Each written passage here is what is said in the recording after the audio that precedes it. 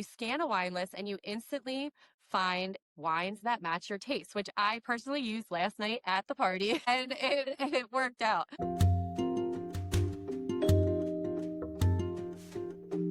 This week's episode is brought to you by the Vinoperte app.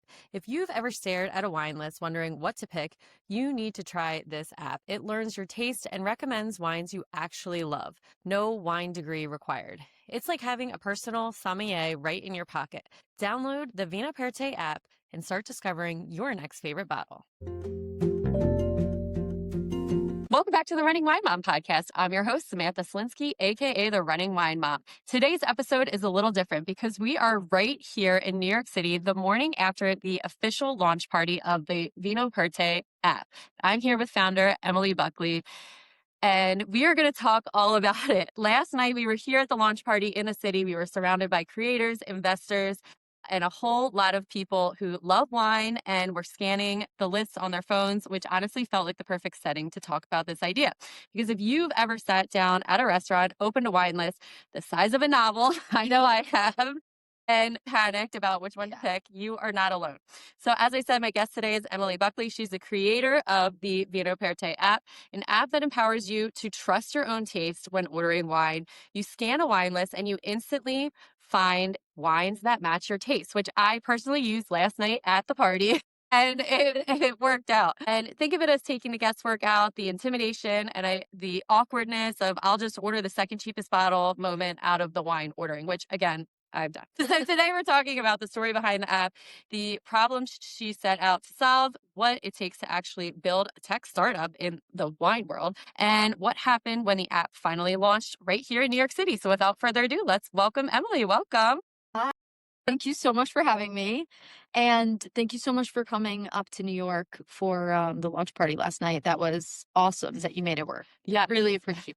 Thank you. It was so great. And really one of the most exciting things was when I opened the app and scanned the wine list and it picked one for me. Yeah. And as a mom, and you know, a lot of our listeners are moms, we are constantly making decisions all day long. And I feel overwhelmed. Like, what if I'm going to pick the wrong thing? And it was like this weird relief last night when I saw the wine list and I just like scanned it and it was like, here you go. This is what you're doing. Yeah. So that was cool. So That's cool. Very cool. To start each episode, we have our wine and win of the week segment. This is where we share our favorite bottle of wine, vent about something that's been bothering us, and celebrate our recent victory. So grab a glass, take a deep breath, and let's get started. So, Emily, what is your drinking wine of the week? So we had some really amazing wine last night from the wine group, and which one did I like the best? They had a Pinot Noir. I liked the Pinot Noir. Yeah, and that was, I think, from Benzinger. Okay, yeah. But yeah, it was incredible. Yeah. It was amazing. And I'm like new to kind of like experimenting a little bit more with wine throughout this journey. I've been doing this. And so I am a Pinot Noir girly. The app told me to pick the Cabernet. Yes. And it was like, okay, I'm going to do that. Yeah. And it was awesome. Like, I do love Cabernets, but sometimes they can be a little heavy. And this was not. It was great.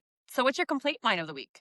My complaint, man, I don't know. It's been a great week. I went to Starbucks and ordered something and they got the order wrong, but they were super kind and fixed it for me. Like, I don't know. This week has just been absolutely incredible. That's awesome. If that's the worst thing that happened to me this week, then I'm in a good place. And I'm going to guess your win, but what is your win of the week? My win was certainly, all of the events surrounding this launch of the app and whether that's between recognizing that within the first 6 days, we had folks in over 50 cities around the world using this. Yeah. And at this point, I've spent $0 in marketing, which is kind of crazy adoption for no money spent in trying to get the word out there. But that really just signaled to me that I was onto something that had organic demand. Yeah. Which is so cool. Yeah, it was really cool. Like at the party last night, you guys had that screen of where they were with a map. And then it had kind of like disclaimer at the bottom, like the countries that it was in, which was really, really cool. Yeah. Like really thrilled when I saw that Portugal with Portugal. Yeah. That's incredible. I always ask my guests, what's one significant challenge you've successfully navigated shaping to where you are today? I love this question. This is a great question. And I think it's really important to frame challenges or things that you've had to overcome as, you know, almost like launch pads for areas in which you were then successful.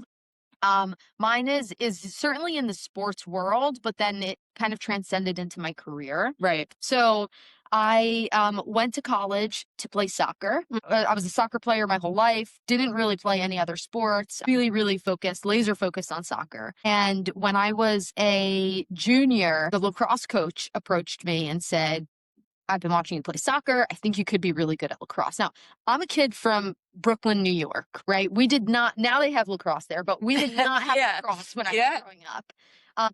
So I'd never even seen a game. I had never like thrown or catch a ball before. And I was really nervous about doing this. So I thought about it for a little bit. And then ultimately I decided, okay, yes, I'm going to go out. And the first practice was awful. It was like February and freezing. It was like hailing. I had hail pelting my face. And I'm like, what am I doing? Why are you doing this? I can't catch. I can't throw. I get hit in the face with the ball so many times because I just didn't have the skill set. Yeah. But there were two really important things that I learned from that. One was that if I stick to believing in myself, and if I have enough humility to ask the folks around me for help and to be vulnerable enough to receive feedback and then take action on it, I feel that I can do anything. Oh, I love that. And that sense of empowerment at like a relatively young age, right? I was like maybe like 19 or 20. The frontal lobe is still forming.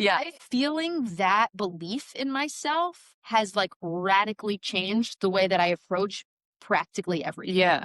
And I really attribute that to being why I've been able to have so much success in business, because I'm able to be flexible when there are roadblocks. I'm able to be creative and figuring out how to make things happen. I have like a growth mindset. I'm a sponge around people that you know I can learn from, and I have the bravery to like try something that maybe I look a little bit silly for doing it.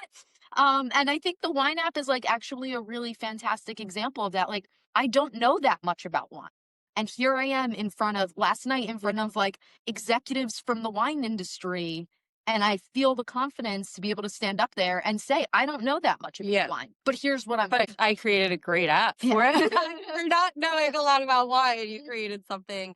But I also think that you found something where you didn't know a lot about this. Okay, how can I know more about it? And that is really what you fixed that problem for someone who doesn't know a lot about wine. Now you do. You can go out and pick the right one. Yeah. And I think that's like, there's like this middle point between like wanting to actually learn a lot about wine and be interested in acidity levels and tannins and all of that.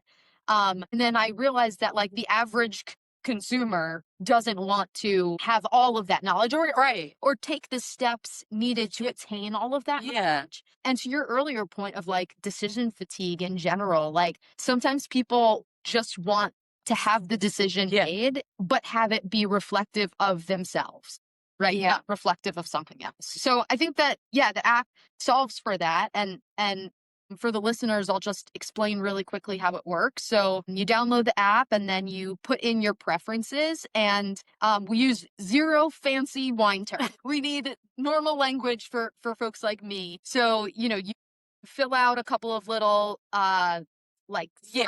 sliding tools.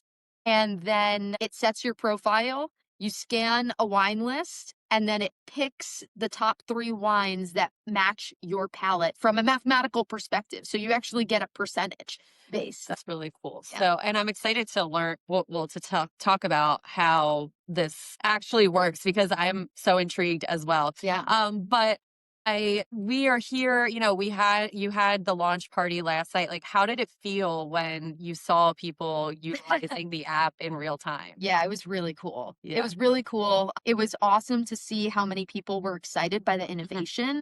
I think the industry at large has maybe not innovated from a technology perspective as much as some other industries. So I think there's an opportunity there. And it was really cool to see people open to that.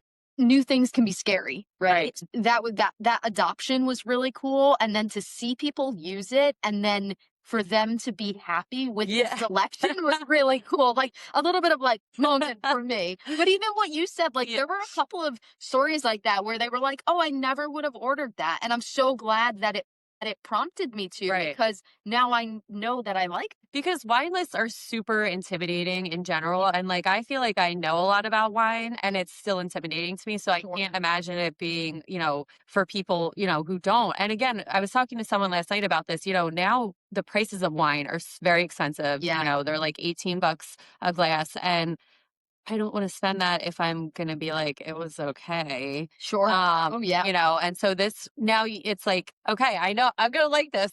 I feel comfortable doing that. Yeah. And so the other thing was like when you were building this and last night to see it was real, to see those cities on the map, like how did that make you feel? It was this really interesting mix of both feeling really proud of myself and also feeling really humbled by like something that I did impacting and just having that kind of reach. Just the juxtaposition of that was like a really intense emotional experience. I put a lot of hard work into this, especially the last handful of days. I wanted to make sure that everything went well for the launch party. So I was up till 2 a.m. pretty much every night. Yeah, I'm sure. Working on everything. So kind of like the culmination of all of that hard work into a party where people had a blast. Like we were like kicking people out. Yeah, I know. The lights went on. So like just to see people enjoying it, I felt like honestly like we just had a room full of like really good people. It was. Too.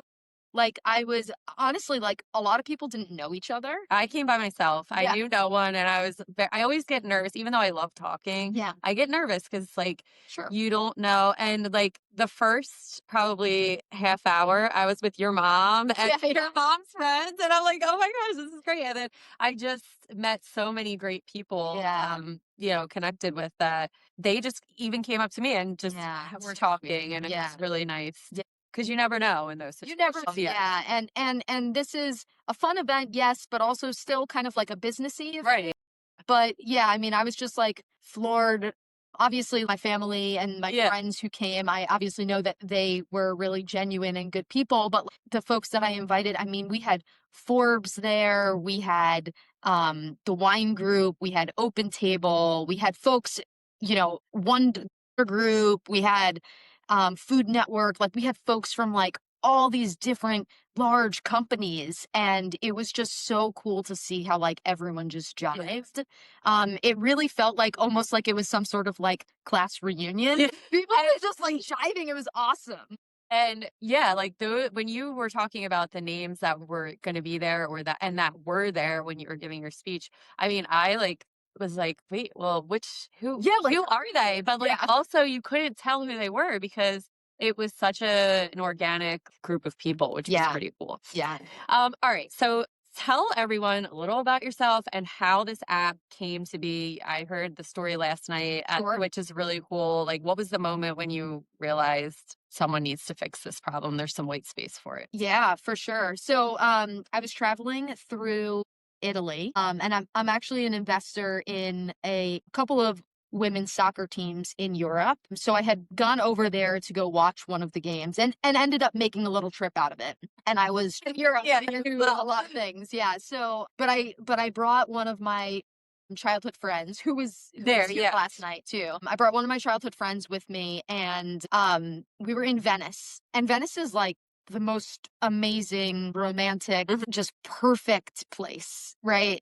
And so we're walking around Venice and we end up stopping in a wine bar, and there was this juxtaposition of like being in Italy, feeling like everything is magic, feeling like the color of the sunset is like this like beautiful golden hue. It's just like you're walking around like this dreamland, and there's like a canal and a gondola going by, and then you're in this wine bar, like this very like overwhelmingly romantic experience with the city itself. Right. And it was like the almost abrupt juxtaposition to when it came to the moment when the waiter asked me, what would you like?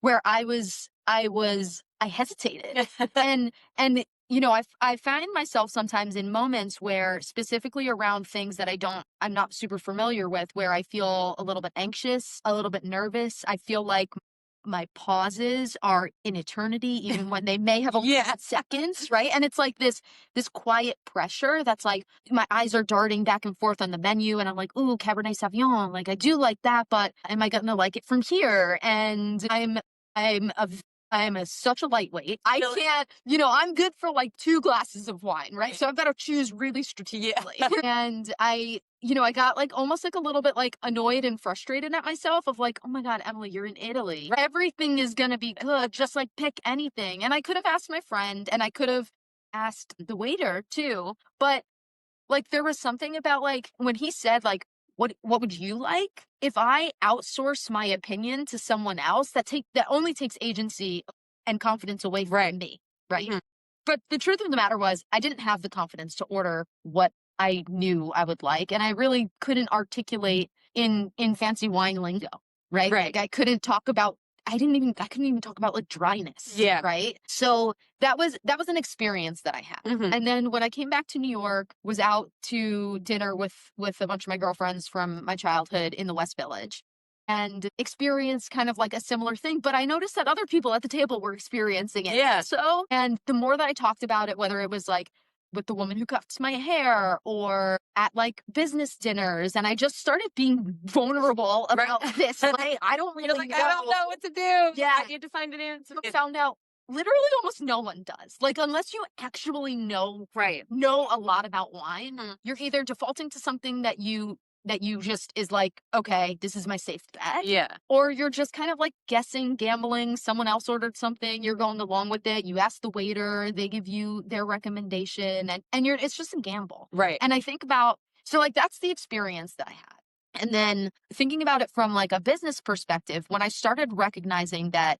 this was not just me, I started doing a little bit of research. And so I looked into the wine industry and recognized that there was nobody who was actually personalizing wine. Right. And then I read this study in McKinsey that 71% of consumers expect businesses to deliver personalized experiences. Wow. Which is, I get that. Yeah, I was like, totally. I want that. Wow. And then I think of, you know, what does that mean for businesses, and how do they deliver on that? Okay. And what does that mean for Industries where nobody's delivering on that? And so to me, I identified a white space. So a lot of people come home from Europe and they've got like some good stories, maybe some souvenirs, and like damn good pictures. Yeah. It's like, I came home with an app idea. Space. And for listeners who may not be familiar with the term white space, it's pretty much an area of business that nobody has filled yet. And there's an opportunity there to fill it. Right. And so, you know, I've always been a little bit business minded. I'm a scrappy, super scrappy kid from Brooklyn. I used to take my lunch money. I told this story last night. You got to tell the lollipop story. I told this story last night. My mom was real proud. Listen, that's a great mindset. Yeah. So my mom used to give me a $5 bill every day for lunch. And I grew up here in New York City, where they let you out for lunch, so you'd get to go and spend that $5 at, you know, any of the little restaurants around the school. But I would actually spend that money before I got to school. I would stop at the corner bodega and buy a bag of lollipops, so 30 lollipops in a bag. I'd pay the $5. I'd bring them to school, and in the hallways, I would sell them each for $1. I love that. So like, when you think about that from a business perspective, I spent $5. I made $30. That's a 500% return on investment. Yeah. And I'm 12 years old and I learned. Right? I love it. You bet. That's for business. That was like my first like real, like, oh wow. If you build something in the white space, and it has to be something that people want, though, right? It can't just be anything. But if you build something in the white space that people want, there's an opportunity for success. Right. There. You still have to execute. You still have to do it well, but there's an opportunity. And as I've carried that through my career, I've been able to do that. So the last business I had was a portfolio of rock climbing gyms. We have here in New York City, actually one down in Philadelphia. And we scaled that, grew it, and then eventually sold it to a private equity firm. Wow. And then I shared this with you a little bit too, but I also have done the same thing, identified a white space and built technology in the sports youth coaching world. I know. I got to have you on again to talk about that because I really need you. I need to come back and do that because I am just so intrigued about that. Yes. You know, being a former coach and everything. Yeah. So did, coaching behavioral analytics and, identified a white space and have seen a lot of success with that. Mhm. So this to me was essentially the same thing. I identified a white space, built something that people would want to use. And I think the organic growth within the last 6 days just goes and shows you were right. Yeah. The demand is here. Yeah. So I am just so intrigued about how, when you scan that menu, how does the internet world or what? How does it work? Yeah. How does it know? What database are you kind of using it from, and the details? Yeah. So it's a couple of things. Mm-hmm. There is some AI technology, right, specifically around capturing pictures, scanning the picture for text, and then matching the text together. Okay. Right. And then there's and for the folks who are familiar with coding, then you'll understand this, but there's things that are called deterministic values. And so we use deterministic values to assign certain things that you may find if you were to read a book about pairing wines with food, right? And you can actually, I'm not sure if you saw this, but there's a feature on the app where you can add in what you're eating. Okay. So that it takes that into account. Right. When I did see that. Nobody was eating last night. Yeah. We had charcuterie. I did have some cheese, but I didn't put that in. Yeah. Because I know I wanted red wine anyway. Yes. So we put some deterministic factors in there that essentially give you the information that has been researched, and there's a lot of data around that specifically. And so we pulled that into it. So it scans the menu, it pulls in kind of the pairing both to food and your own palate, and then it scores it mathematically.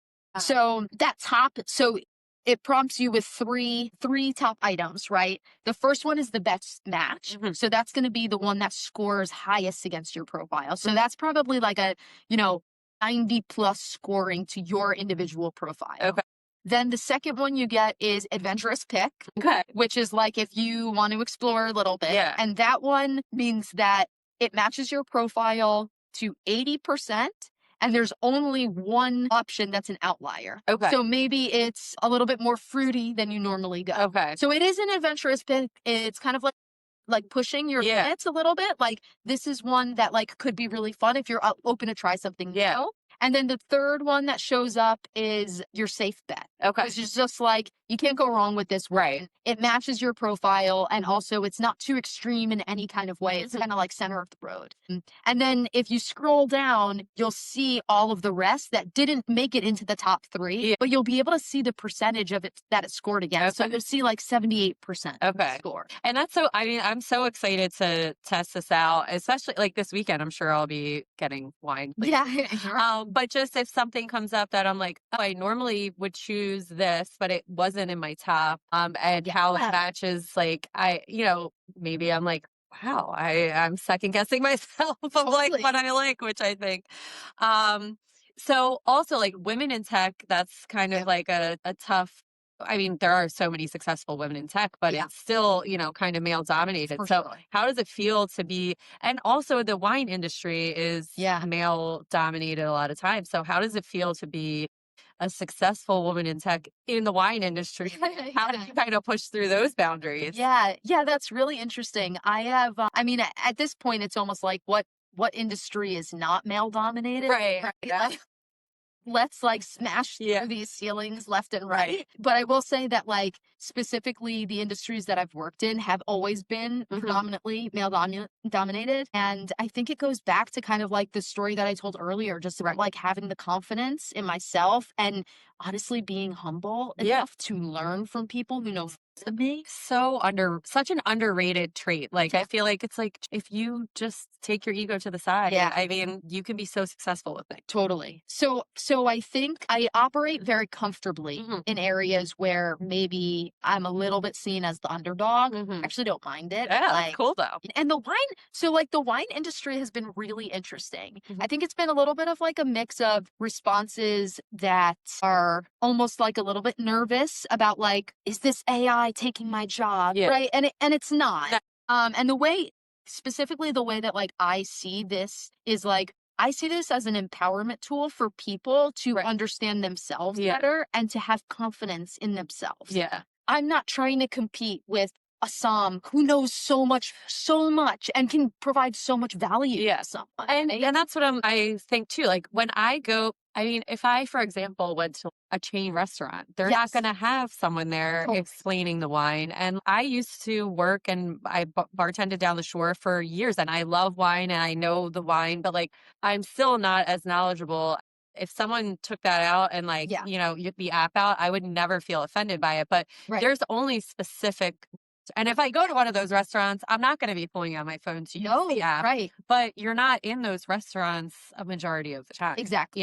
Exactly. And so that's just, I think, like something that you, like you said, it empowers you to kind of make your choices. Yeah. And I think like, and the other aspect of the industry that's been really interesting is like this tech Mhm. aspect, right? And the wine industry as itself, as I mentioned before, hasn't really innovated all that much Right. from a tech perspective. Mhm. There's a couple of apps out there that are doing some cool things, I think primarily focused around e-commerce though. Yeah. And Right. like that's just not like that's not something that I care about. Right. I don't care about e-commerce sales. No. I care about creating good experiences. And that's been consistent through my career, right? Yeah. At these rock climbing gyms, we had amazing communities of members. Kind of like last night, like Yeah. just like good people having a good time together, enjoying each other's company. Mhm. And so I love to be a curator of experiences. Right. I'm not trying to sell people bottles of wine off of my app. No. That's not me. Yeah. I'm like, I want to give you a damn good experience. Yeah. And I will say there's another app where you can, when you go to like a wine store, you can put it in and it will give you a rating for it. Yes. And I use that app a Yeah. lot. And so Yes. like I said, when I learned about this, I'm like, I will use this app Yes. a lot because I already am using another app that like, Yep. when I go to, and so could this do that at like if I go to a wine store, could this app help me with that as well? It's a great question. Yeah. It can. Yeah. It was specifically built, like the technology behind it was specifically built for the wine list. Okay. I tested it at a wine shop and it worked at a wine shop, Okay. which is amazing. You do like how would you if there's not a list, like you just take a picture of the wine? Yeah. So like what I did was I went to a wine shop and I had about like 5 bottles that I wasn't sure Okay. about, and I pulled them all out and I just stood them up next to each other on the like on the table. Yeah. And I scanned that. Oh. And then it picked from there. Mine says I go to Wegmans to get a lot of my wine. I'm like, I'm gonna be like, excuse me, sir. I need to put the Well, that's how I realized it could work in that setting. Yeah. And then we started doing, so my developer, we started doing some testing on just like wine shop walls. Okay. And as long as you're close enough where it can read the text, Okay. it will work. So yeah, so if it's on a shelf, you can just take a 100%. That's really going to be so helpful for Yes. me because I spent so much time, just being like, okay, that's one step ahead of the app that I won't name, but like, because I have to put in individual ones. But if I can just like be like, all right, I don't know which Sauvignon Blanc I want, just tell me to pick, that would be, and the best, oh my God, I love that. Yeah. And I think it also goes back to like having more confidence in yourself than someone else's rating. Right. I don't know, Joanne from Indiana. Yeah, exactly. Hi, Joanne. Indiana. Like, I don't know. Yeah. Right. And like, am I going to have, and like, if she loved this Sauvignon Blanc, that is amazing for her. And I'm so happy for her. and I may not like it. Yeah. And that's the other thing too. Like I use that app, but I don't rate things all the time. Yeah. Like my husband will rate them, but like I don't. And it's kind of sometimes like with a restaurant too, where a lot of I mean, I don't do this, but people who have a bad experience at a restaurant are more Yes. likely to leave a review than like someone who. So it's like maybe that's skewed, but the great thing about that is like it's tailored to me. And if we both go into the wine store, I'm going to get a different answer than yours is. Yes. Which is really cool. Exactly. So did you have to go through any tasting of wines or to go and put it in that? Because I know it's a lot of computerized AI, but what did you have to do? How much wine did you have to taste? Yeah, so it's actually because this is probably in the last like 6 months, I've probably had more wine than I've ever had in my entire life. Wow. Well, it comes with the territory, It's been really interesting. It's been eye-opening. I live in Brooklyn, in a little neighborhood in Brooklyn. We've got a ton of wine shops. Okay. I now go to all of their wine tastings. I chat with them about it. So yeah, it's been a really interesting learning curve for myself as I've, dove headfirst into this like brand new world that I knew nothing about. Yeah. So it's been really interesting and I'm still learning. Yeah. Right? Which is great. That's something that, again, I feel like is underrated. I think people stop wanting to learn at some point. Yeah. And you were the perfect example of like, you didn't know much about wine and now you're kind of, you're learning along the way. Building the plane and flying it as I go. From talking to people who maybe think that they know their wine preference, or maybe do you think that you found that the app is aligned with what they think they like, or have they been surprised like myself last night where I was like, I probably would have just went with the Pinot Noir instead of the Cabernet. Yeah, I think I've heard like an even split. So of the people who actually know a lot about wine, I've heard, yes, that's exactly the one I would have picked for myself. Okay. Or I've heard what you experienced, which was like, I wouldn't have picked that, but I really liked it. Yeah. So we're either confirming that the app works well, or we're opening people's minds to perhaps, an option that they otherwise would have just overlooked. Right. Which goes back to that growth mindset. Yeah. And I'm happy both of those. Yeah. Right. No, I would be too. I would be too. So with the app, we go to the app store and we download it. What then happens? Yeah, great question. So I wanted this to be really accessible. Like, I feel like that matches the whole vibe that I'm going. Right. I wanted this to be really accessible. So the way that it's set up is you download it, you get a scan where it shows you your top match for free. Okay. You don't have to subscribe. To have the confidence of being able to order something for someone who, if you're going out to a lot of business dinners. And also I feel as though whenever I get the wine menu, I'm like Googling, which one's this? What do I want? What is the rating on this? If I could just scan it once and then I could put my phone away and be more present at dinner. And like I love wine, but when you were talking about your experience when you were in Italy, like I feel that a lot when I go out, because I'm like, what if like I don't like this one and I'm spending $18 on a glass of it? Yes. Or there's something better that I should be having that I mean, maybe I thought that the wine was okay. What does the future look like for this app if you are going 5 years? That's amazing. Okay, amazing question. My goal is to get this into as many hands as possible. Right. And again, there's twofold from it. One, I am a business-minded person, so I want it to grow. Right. But the other side of it is that like I want people to just feel more confident in themselves. Yeah. I don't want people to have to outsource their own opinion to other people. That's so crazy. I know. So like I really want people to just have confidence. And so the more people we can get this into their hands to have confidence is a win in my book, right? So what does that look like? Hopefully that looks like partnerships with restaurants. Hopefully that looks like partnerships with companies like Open Table and Resi and 7 Rooms, people who are in the restaurant business, and people are already using technology around, right? We are a very simple add to that. And eventually, like, I'd love to see mass adoption. I'd love to see 100,000 people download this. Yeah. And you asked that question before of like, how does this experience feel? And I was like, it's humbling. Like, it's humbling to me that people in 50 cities around the world are using something that came from my experience, and then up here, and then I built it. And then you build it. Right? Wow. And like, so that's what I would love, Mhm. right? If we can set up some partnerships with some folks, have some strategic partners who want to own this space with us, because I do believe it's a true white space Yeah. where, you know, we could have a partner who maybe is focused on something else within wine or within dining, and they notice that they could use something like this. And, Right. you know, if we have a strategic partner like that, I feel like sky's the limit. Yeah, I agree. And I think it's so niche. Like I don't think that this would work necessarily with like a cocktail type, Yeah. because there's Yeah. just so many different options for wine. I think that really it's so weird to say, like you said, you hope it empowers people, but I truly did. I felt empowered and confident. It's working for me. It'll work for you too. All right. Well, I think that is a perfect place to end this. Thank you, Yeah. Emily, for Yeah. telling us all about the app.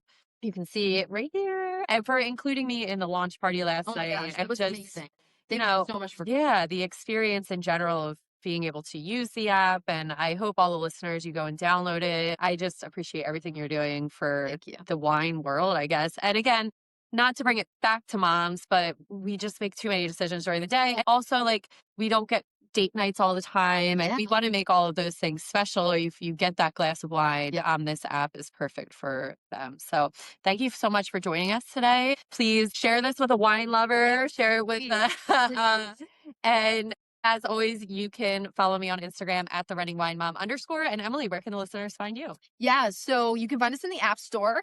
And you can also find us on Instagram, vinoperte.app. And actually, Vinoperte means wine for you in Italian. I forgot to mention that. I looked that Yeah, up, and I yeah. thought that was so Yeah, I don't know if you saw this, but we had some props out last night, and we had like an English to Italian. Yes, I saw dictionary. that was Yeah. cool. Just thought it was like a nice nod to my trip to Italy. Yeah. And yeah, just like exactly explanatory of what it is. It is wine for you. I love that. All right. Well, thank you so much for joining us Thank today. you. Remember, Thank you so much for yes. having me. Really appreciate it. Thank you. This was great. Remember, you are strong, you are capable, and you are all amazing. Until next time, keep running, keep sipping, keep embracing the joy of life. Cheers, and I'll be back next Tuesday.